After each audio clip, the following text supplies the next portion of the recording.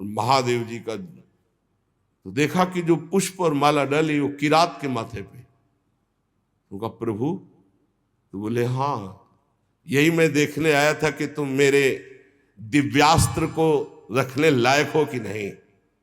ये पाशुपतास्त्र ये साधारण नहीं है जो मैं तुम्हें देने जा रहा हूं, विश्व का विनाश एक क्षण में कर देगा, बहुत होश में। यही मैं देखना चाहता। उस समय भगवान शंकर को भी मैंने तृप्त किया युद्ध में, वो भगवान श्री कृष्ण के बल से। यत्तेज साथ भगवान युद्ध शूल पाणिर विस्मापिता सगिरिजोस्त्र मदान निजम में, वो प्रसन्न होकर अपना निज अस्त्र मुझे प्रदान किया। महाराज, जिन श्री कृष्ण के प्रताप से देवराज इंद्र की सभा में देवराज के सिंहासन पर आधे पर बैठने का मुझे अधिकार मिला, जिन श्री कृष्ण के प्रताप से देवताओं ने मेरी पूजा की, ऐसा मैंने युद्ध किया, निवात कवच नामक दैत्यों का विनाश किया, आज मैं उनसे रहित हो गया हूं। अर्जुन जी कह रहे हैं, महाराज मैं अपार शोक से युक्त हो रहा हूं। सोने बैठने टहलने, बड़ी बड़ी बातें, भोजन आदि के समय बड़ी मजाक करना, और कभी कभी तो मैं उन्हें कह देता कि मित्र तुम तो बड़े सत्यवादी हो, तो हंस देते। वो महापुरुष मैं समझ नहीं पाया। मित्र मित्र का जैसे अपराध सह लेता है, पिता पुत्र का अपराध सह लेता है, ऐसे मुझ दुर्बुद्धि का मजाक वो सहते। मेरे प्रिय सखा, मेरे प्रिय मित्र, नहीं नहीं, मेरे हृदय, मेरे पुरुषोत्तम भगवान ने मुझे छल लिया, वो चले गए। मैं उनके निज जनों को द्वारिका से साथ ला रहा था, मार्ग में दुष्ट भीलों ने मुझे एक अबला की तरह हरा दिया। मेरे में कोई बल नहीं, वही गांडी, वही बाण, वही अर्जुन, कुछ नहीं कर पाया, लूट ले गए संपत्ति। वही मेरा गांडीव है, वही अक्षय तुड़ीर, वही बाण, वही रथ, वही घोड़े, वही रथी अर्जुन, पर मेरा सारथी नहीं, मेरे श्री कृष्ण नहीं, तो मैं परास्त हो गया, हार गया, लूट लिया भीलों ने। श्री कृष्ण के बिना मैं सार शून्य हो रहा हूं, क्या करूं? तुमने जितने ईश्वर संबंधियों की बात पूछी, सब नष्ट हो चुके हैं। पता नहीं क्या हो गया, सब आपस में मदोन्मत्त होकर एक दूसरे को मार डाला। यदुवंशियों ने एक दूसरे को ही मार डाला। महाराज, केवल 4 या 5 लोग बचे हैं, पूरे यदुवंश का विनाश हो चुका है। वास्तव में यह केवल श्री कृष्ण की संहार लीला थी। बड़ा विचित्र खेल, एक दूसरे को मार डाला, एक दूसरे को पहचाना ही नहीं। सूत जी कहते हैं, अर्जुन ये कहते कहते बेसुध हो गए। भगवान श्री कृष्ण के चरण कमलों के चिंतन में अर्जुन की चित्तवृत्ति अत्यंत निर्मल प्रशांत हो गई। इतना भक्ति का वेग बढ़ा कि मौन धारण करके आंख मूंद करके चुपचाप बैठ गए। बैठते ही भगवान की द्वारा जो उपदिष्ट गीता था, संपूर्ण गीता ज्ञान प्रकाशित हो गया। व्यवधान रहित परब्रह्म स्वरूप में अर्जुन स्थित हो गए। ये भगवान की कृपा होती है। ऐसा विशुद्ध ब्रह्मबोध, गुणातीत अवस्था, द्वैत संशय निवृत्ति, सूक्ष्म शरीर का भंग, जन्म मृत्यु चक्र से रहित जीवन मुक्त स्थिति को अर्जुन उसी क्षण प्राप्त हो गए।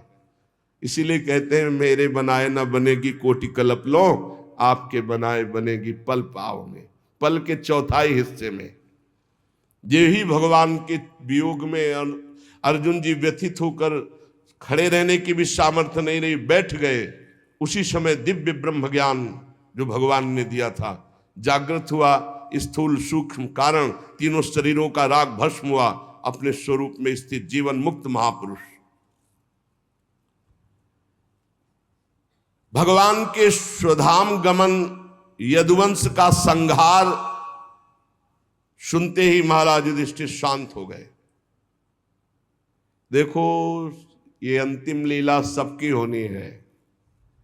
निश्चय किया महाप्रस्थान, महाप्रस्थान कहते हैं मृत्यु को, अब महाप्रस्थान करना है।